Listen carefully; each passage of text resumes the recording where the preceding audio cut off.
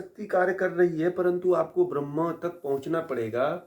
उस जो परमात्मा की शक्ति है वो अस्थाई मतलब नहीं है। बस उसको जानना है आपको, फिर आगे बढ़ना है। आपको तो वो जो ब्रह्म की शक्ति है, जो प्योर शक्ति है ना, जिसको मोक्ष में ही जाना जा सकता है समाधि लगा करके, उसके बारे में आप चिंतन मनन किया करिए।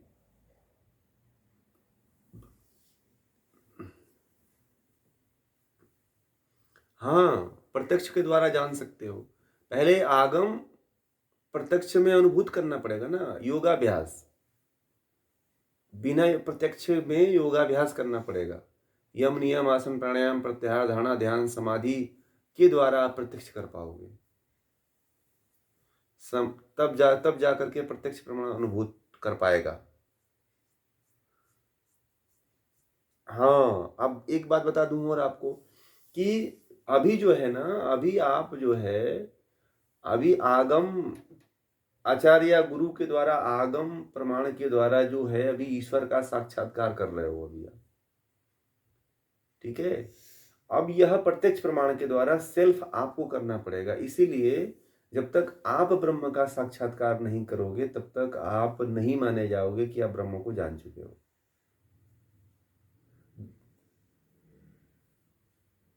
एक को देख करके दूसरे का अनुमान लगा लिया। किसी एक वस्तु को देख करके आपने अनुमान लगा लिया कि भगवान राम ने ब्रह्म को प्राप्त कर चुके थे,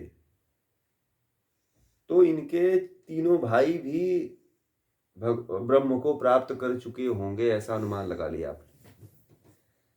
ठीक है। अगर आपको अनुमान लगाना है कि ब्रह्म का, जैसे कि आगम पढ़ा दिया गया आपको, तो अनुमान लगा सकते हो। शास्त्र जब आपने पढ़ लिया, वेद आपने पढ़ लिया, तो अनुमान नहीं लगा पाएंगे?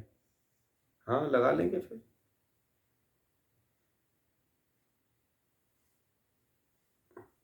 हाँ हाँ, ये ऊपर से नीचे है। पहले क्या है? पहले आगम है, फिर उसके बाद से अनुमान है, फिर जाकर के लास्ट में प्रत्यक्ष। बड़ा कठिन है।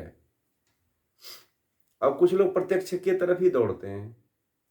आप डायरेक्ट प्रत्यक्ष की तरफ जाओगे तो ब्रह्म को नहीं जान पाओगे।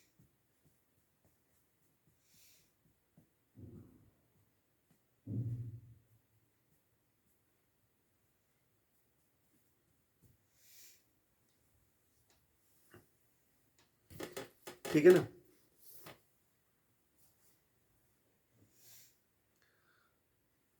पप्पू जी, समझ में आ रहा है आपको?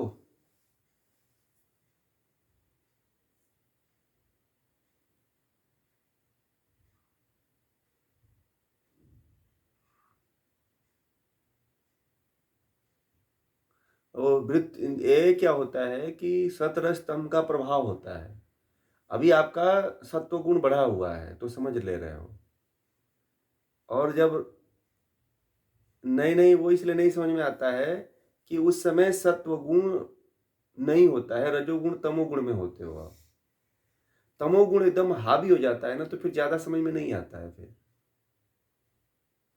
तो ये प्रकृति के 3 गुणों के कारण होता है ऐसा।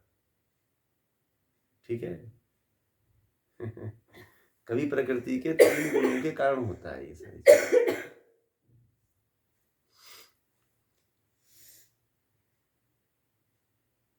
हाँ, ऐसा होता है। ये गुणों का प्रभाव पड़ता रहता है आपको।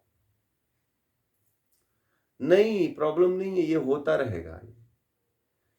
ये होता रहेगा जब तक आप कठिन अभ्यास नहीं करते हो। कंट्रोल करने का प्रभाव, नियंत्रण, यम का मतलब क्या? नियंत्रण करना। सत्य, अहिंसा से ब्रह्मचर्य का पालन नहीं करोगे, तब तक आप किसी चीज का नियंत्रण नहीं कर पाओगे।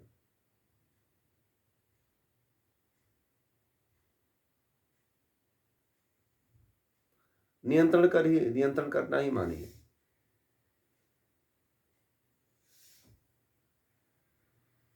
पहला क्या था? यम का मतलब होता है मृत्यु।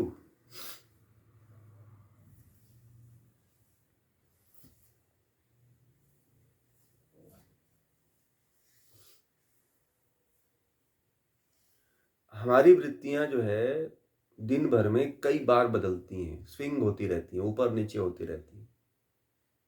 ठीक है।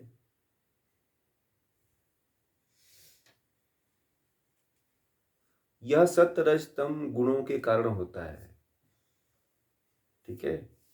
और इन सत्व रज तम गुणों का सबसे बड़ा कंट्रोल करने का माध्यम है योग।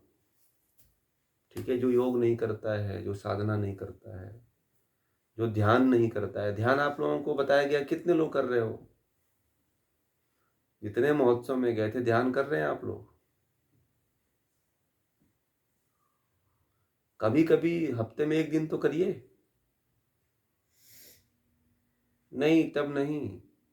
अभी वो लता जी हैं, कृष्णा जी हैं, कृष्णा जी हैं कि चले गए अभी? ये लोग डेली करते हैं अभ्यास। रानी जी हैं, ये लोग जो है डेली जो है अभ्यास कर रहे हैं। आप डेली मत करिए ना, तो कम से कम एक दिन छोड़ के तो करिए आप लोग। फिर मैंने दोबारा इसीलिए तो आप लोगों को बताया था ना कि आप लोग कर सको।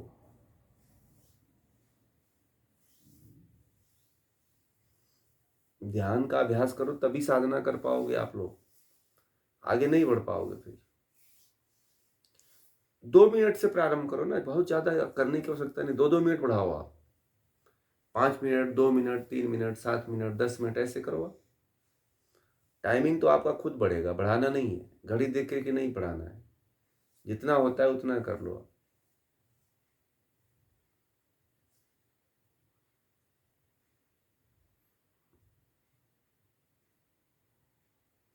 ध्यान के लिए तो फिर हम आपको महोत्सव में